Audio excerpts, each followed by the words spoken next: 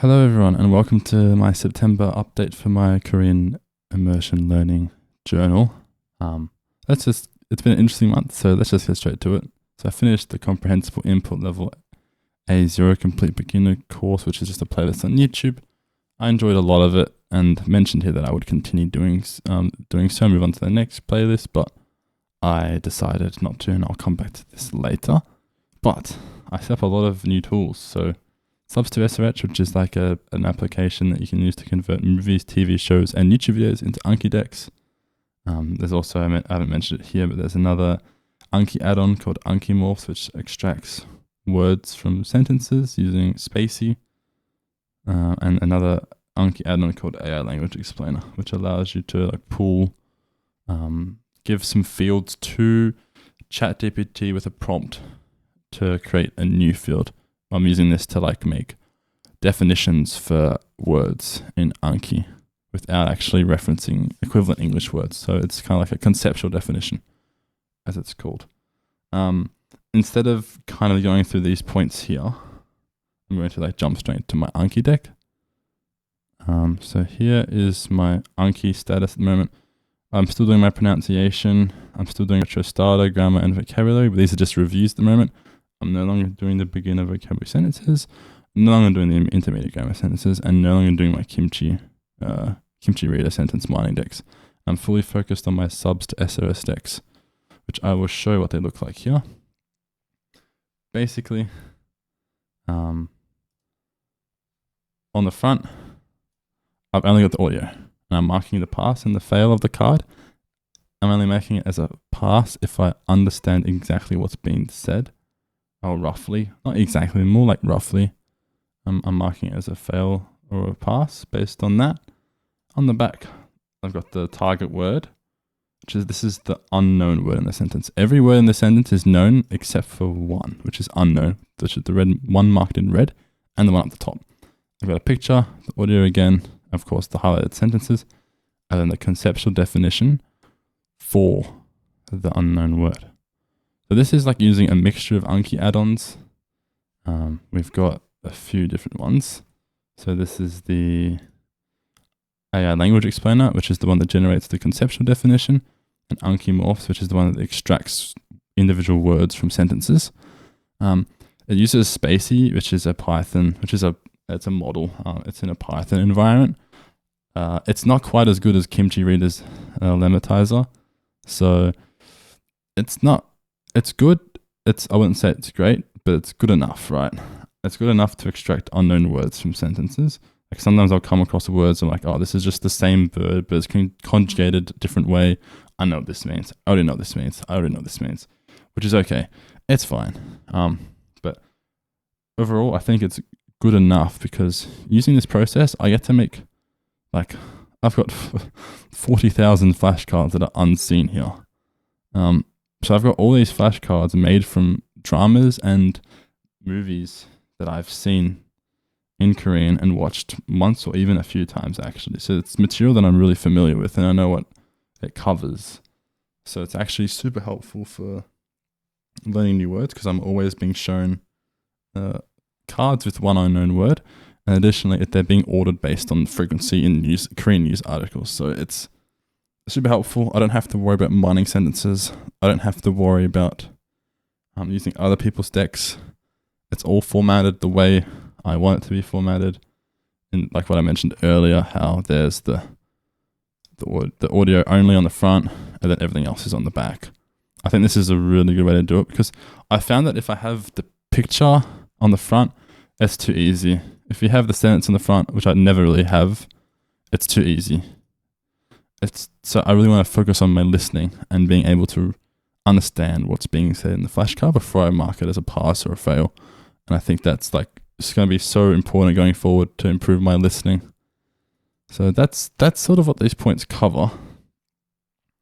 So I'm not going to go too much into it other than that. But if you are interested in how to set all this up, I'm open to making a YouTube video on how to do it. Mind you, it would be quite a long process to do a tutorial for this because there's so many moving parts to this. But the initial setup takes such a long time, but I think it's really worth it if you're able to pull this off and get it all set up. It is a bit, I'll admit, it is pretty annoying. It is time consuming, but I think it's so worth it in the long run because now I just don't have to worry about making and mining sentences for a long time, I think, unless I want to like learn something very domain specific. It's great. And I can export all my decks, all of these decks. I can export all the known words to Kimchi Reader, which is just such a nice way of showing like how many words I know rather than looking at like Anki mature cards. So let's just go back to this now. So I finished level 5 Taught to Me in Korean book. This is actually the last physical book I own. So I'm going to transition to starting the digital versions now. However, rather than writing notes like I have been for each lesson, I will instead read and try to put sample sentences and dialogue into Anki flashcards. We'll see how it goes. I don't know how this will go. I'm going to try it rather than like writing notes about the content that I'm reading. I'm going to try and make Anki decks for the grammar. It could be more time consuming than it's worth, but we'll see. I might just read and then not actually do anything other than read, or I might make flashcards. We'll see. It depends how easy and time consuming the process is. If it takes me to like 10 to 15 to 20, maybe even 20 minutes to read a chapter and create flashcards for that chapter, then I think it's worth it.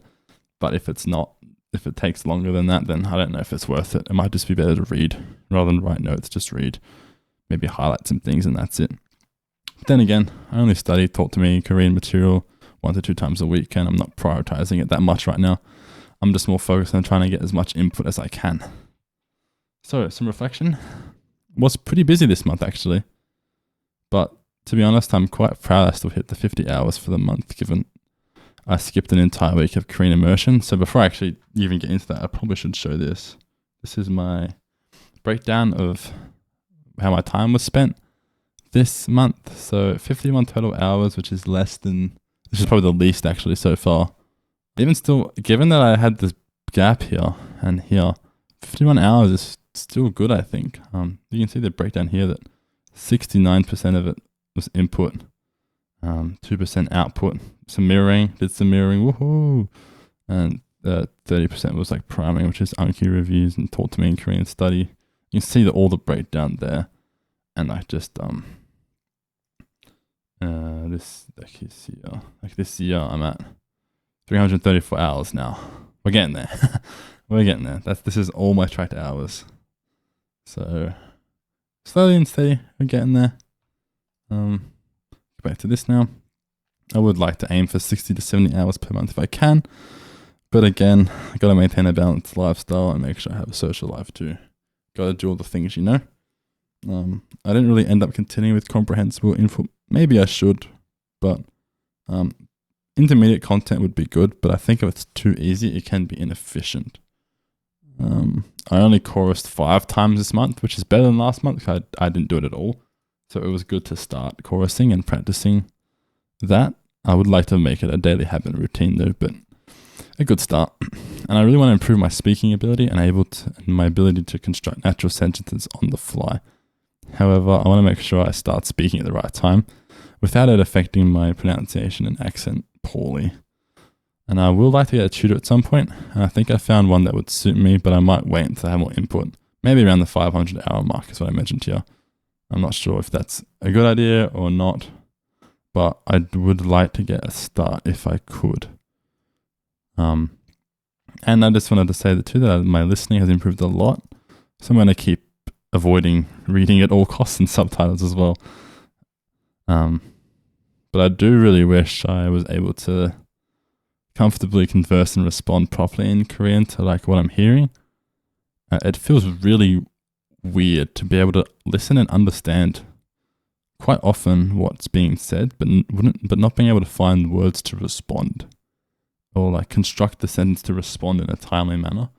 It's really weird and it's kind of disheartening. Like you understand what's being said and you're like, well, why can't I respond? Why is it so hard for me to respond in Korean? So it's hard, but I think I'll get there at time. And it does make me look forward to transitioning to speaking, especially getting a tutor. And I think a tutor environment will really benefit me. So you can see here, there's some progress. Finished level 5, lesson 30 of Taught to Me in Korean. Kimchi Reader, 902 known words, almost at 1,000, kind of getting there. 959 seen words. I didn't even write what I studied in Anki, so I'm gonna guess like 25 or something. I will you can actually look at that now. Let's have a look. Where does it say this again?